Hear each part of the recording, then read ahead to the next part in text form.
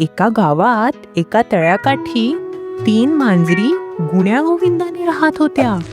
रोज तिघीजणी बाजूच्या गावात जाऊन खायला आणत आणि आपापसात वाटून खात. तिघींना एक दिवस गावातील एक बाई गरम गरम खीर आणून देते. खीर बघून तिघींना खूप आनंद होतो. खूप दिवसांनी आज त्यांना गोड खायला मिळणार होते म्हणून. पण खीर खूपच गरम असते, म्हणून खाण्याच्या आधी त्या तिघींपैकी सर्वात मोठी जी मांजर असते ना, ती एक कल्पना सुचवते. मोठी मांजर म्हणते, आपण एक काम करू, आपण आधी मस्तपैकी आंघोळ करू आणि मगच आपण ही खीर खाऊया. परंतु सर्वात छोट्या मांजरीच्या तोंडाला सुटलेलं असतं पाणी आणि तिला लागलेली असते खूप घाई. म्हणून ती पटापट आपली आंघोळ उरकून आधीच काठी येते आणि सर्व काही खीर फस्त करून टाकते. पण ती खीर फस्त करत असताना मोठ्या मांजरीची नजर छोट्या मांजरीवर पडते. आपापली आंघोळ उरकून बाकी दोघी मांजरीही आता काठावर येतात आणि बघतात तर काय, कोणीतरी खीर फस्त करून टाकली आहे. छोटी मांजर म्हणते, मी आली तेव्हाच कोणीतरी खीर फस्त करून टाकली होती. ह्याच्यावर दुसरी मांजर इकडे तिकडे बघत उत्तर देते, पण इकडे तर आपल्या तिघींशिवाय कोणीच नाही. याचाच अर्थ आपल्यापैकीच कोणीतरी ही खीर खाल्ली आहे. एवढ्या वेळात मोठ्या मांजरीला एक युक्ती सुचलेली असते. मोठ्या मांजरीला हे माहिती असते की छोट्या मांजरीनेच ही खीर फस्त केली आहे. म्हणून मोठी मांजर यावर म्हणते, चला तळ्यावर जाऊया. तिकडे ना एक घागर आहे. त्या घागरीत बसल्यावर खोटं बोललं की ती घागर बुडून जाते. आपण प्रत्येकीने त्या घागरीत बसायचं आणि म्हणायचं, मी खीर खाल्ली तर बुडबुड घागरी. म्हणजे आपल्यापैकी ती खीर ज्याने कोणी खाल्ली असेल त्यावेळेस ती घागर बुडून जाईल आणि आपल्याला समजेल की खीर कोणी खाल्ली आहे. तिघी जणी आता तळ्याकाठी येतात.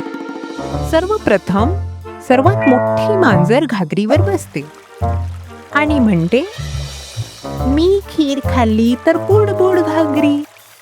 पण घागर काही बुडत नाही. आता दुसरी मांजर येते. तीही घागरीवर बसून म्हणते, मी खीर खाल्ली तर बुडबुड घागरी. घागर यावेळेसही बुडत नाही. छोट्या मांजरीचा क्रमांक येईपर्यंत ती खूप घाबरते आणि घाबरत घाबरत आपली चूक मान्य करून टाकते. छोटी मांजर म्हणते, ताई मी खीर खाल्ली आहे, मला माफ करा. यापुढे मी अशी लबाडी कधीच नाही करणार. बाकीच्या दोघी मोठ्या मनाने छोट्या मांजरीला माफ करून टाकतात. चिंचू उंदीर नेहमी आईच्या मागे भुणभुण करत फिरायचा. कधी कधी त्याला पक्षासारखं उडावंसं वाटायचं, तर कधी त्याला सशासारख्या उड्या माराव्याशा वाटायच्या. एकदा चिंचू म्हणाला, आई, काय हा माझा काळा रंग?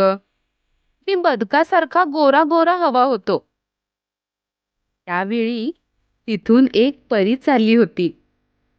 तिनं हे ऐकलं आणि त्याची गंमत पाहण्यासाठी ती एका झाडाच्या मागं लपून बसली.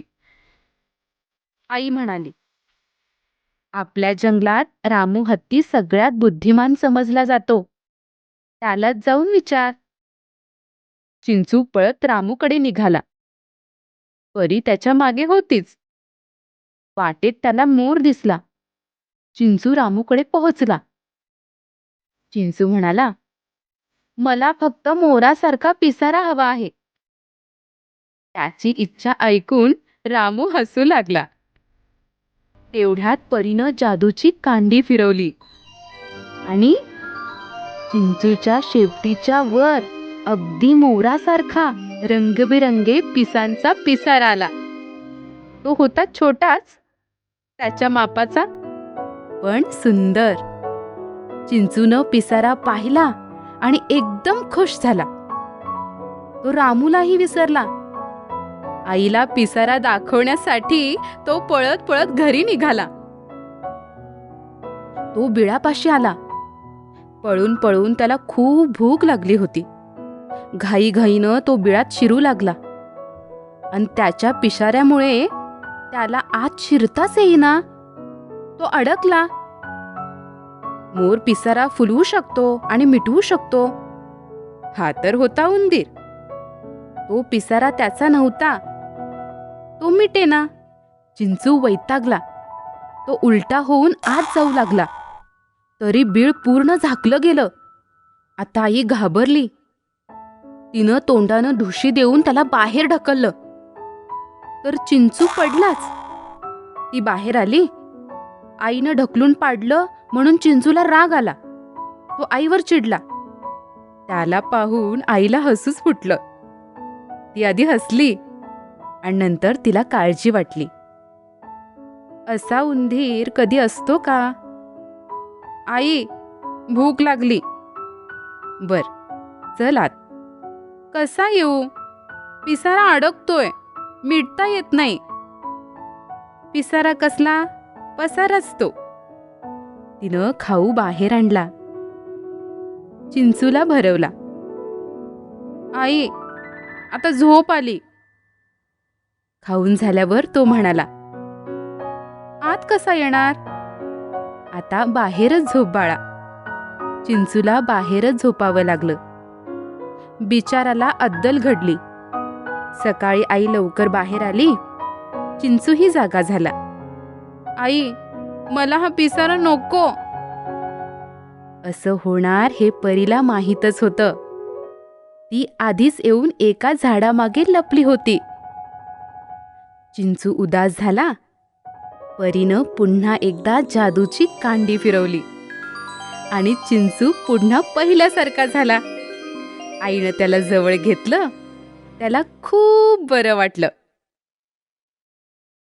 चिंटू रोज सकाळी उशिरा उठायचा. आई बाबा त्याला लवकर उठवायचे. पण छे, चिंटू काही उठायचा नाही. शाळेची घंटा वाजली की घाईघाईने अंघोळ उरकून गणवेश घालून धावत पळत शाळेला जायचा. विस्कटलेले केस, चिपडलेले डोळे, चुरगळलेले कपडे पाहून मुले हसायची, चिडायची. त्याला अभ्यास करताना आनंद वाटायचा नाही. अनेकदा मुले चिंटू सोबत खेळतही नसत. त्याला आपलाच राग यायचा. तो नाराज राहायचा. तो स्वतःवरच रुसायचा. काय करावे याचा एकटाच विचार करत बसायचा. एक दिवस चिंटूला एकटाच बसलेला पाहून त्याची ऋतुजा ताई जवळ आली. चिंटूला म्हणाली, चिंटू, काय झाले रे? चिंटू म्हणाला, बघ ना, माझ्याशी कोणी बोलत नाही, खेळत नाही. मला खूप वाईट वाटते. अरे, एवढेच ना? हे बघ चिंटू, मी तुला काय करायचे ते सांगते. करशील ना तू? ऐकशील ना माझे? ऋतुजा म्हणाली. चिंटू म्हणाला, हो, ऐकेन ना मी सगळे. सांग ना. ऋतुजा म्हणाली, हे बघ चिंटू, रोज सकाळी लवकर उठायचे, शौचास जाऊन यायचे, हात पाय स्वच्छ धुवायचे, दात घासायचे, अंघोळ करायची, स्वच्छ कपडे घालायचे, केस विंचरायचे, दप्तर नीट भरायचे, दररोज अभ्यास करायचा. असे दररोज केले की सगळेच तुझे मित्र होतील. चिंटूला हे पटले. दुसरा दिवस उजाडला. कोणीही न सांगता चिंटू सकाळी लवकर उठला. ऋतुजा ताईने सांगितलेले सगळे केले. अभ्यासाला बसला. आई बाबांना आनंद झाला. शाळेत जाताना चिंटूने आरशात पाहिले. चिंटू सुंदर दिसत होता. तो फारच खुशीत होता. चिंटू नाचतच शाळेत गेला. चिंटू भोवती मुले गोळा झाली. स्वच्छ आणि आनंदी दिसणारा चिंटू सगळ्यांचाच मित्र झाला. शिक्षकांनी चिंटूचे कौतुक केले. चिंटू आनंदाने हसू लागला. चिंचपूर नावाचे गाव होते. गावाजवळ ओढा होता. तिथे एक झाड होते. झाडाचे नाव होते वडेश. वडेश उंच उंच वाढला होता. जणू काही आभाळाला भिडला होता. आजूबाजूला खूप खूप पसरला होता. फांदी फांदीवर पानेच पाने होती. पाने हिरवीगार होती. झाडाखाली थंडगार सावळीत बसायला फारच मजा यायची. झाडावर चिमणी, कावळा, खारुताई, मैना, राघू यायचे. किलबिल करत बोलायचे. गोड गाणी गायचे. वडेशला पाखरांची भाषा समजायची. तो पानांची सळसळ करून बोलायचा आणि फडफड करून रागवायचा. पाखरांना पिले होती. चिमणीचे पिलू होते चिनू. कावळिणीचे पिलू होते काणू. पोपटाचे पिलू होते पिनू. पिले लपाछपी खेळत, पारंबी पकडून झोके घेत, खूप दंगा करत. दुपारी वडेशची झोप मोडायची. तो वैतागून जायचा. पिलांवर रागवायचा. पिलांना सांगायचा, उडा उंच भुरभुर, जा खूप दूर दूर, करता खूप कटकट, निघा इथून झटपट. पिलांना वडेशचा राग यायचा. ती वडेशचे नाव आई बाबांना सांगायची. नेहमी नेहमी पिलांचे बोलणे ऐकून पाखरांना वडेशचा राग आला. अचानक पाखरे दूर निघून गेली. इथे कुणी बोलायला नाही, कुणी खेळायला नाही. आता काय करावे? वडेशला एकटे एकटे वाटू लागले. हिवाळा संपला. ऊन तापू लागले. फांदीवर तांबूस कोवळे अंकुर दिसू लागले. ते हळूहळू मोठे झाले. मग पोपटी होत गेले. कोवळी पाणी दिसू लागली. पाने हिरवीगार झाली. फांदी फांदीवर हिरवे हिरवे टिपके दिसू लागले. ते हळूहळू लालसर झाले. मग फळे लाल चुटुक झाली. जाता येता पाखरांना फळे दिसू लागली.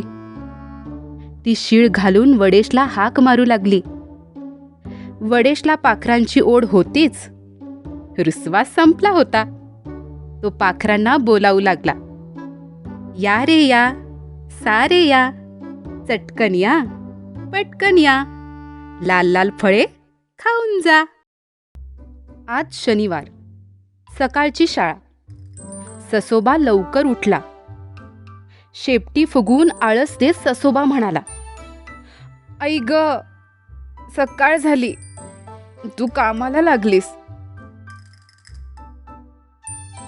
खाऊ आणायला बाबा बागेत गेले, तरी अजून सूर्य कसा नाही उगवला? प्रकाश कसा नाही पडला ग? अजून रात्र आहे का गाई? आईने ससोबाला जवळ घेतलं. खुदकन हसत ससोबा म्हणाला, आई, तुझ्या मिशा टोचतील हा मला. तुडतुड शेपटी हलवत आई प्रेमाने म्हणाली, अरे वेडुल्या, ऐक तर. ससोबा कान ताठ करून ऐकू लागला. आई सांगू लागली, आता आभाळ भरून आले. आकाशात काळे ढग आलेत. आता प्रकाश पडेल. चमचमणाऱ्या विजेचा आवाज येईल. गडगडणाऱ्या ढगांचा. मग येईल पहिला पाऊस. गारेगार पाऊस. झिमझिम पाऊस. तडतड पाऊस. मुसळधार पाऊस. कोबी आणि गाजर घेऊन बाबा बागेतून येत होते. ससोबा शेपटी ताठ करून जोरात धावत सुटला. पहिल्या पावसाची रिमझिम बातमी त्याला बाबांना सांगायची होती. इतका चमकन वीज चमकली आणि झाला की गडगडाट. ससोबा इतका दचकला की धडकन बाबांवरच आपटला. काही बोलणार इतक्यात टपटप टपटप पाऊस वाजू लागला.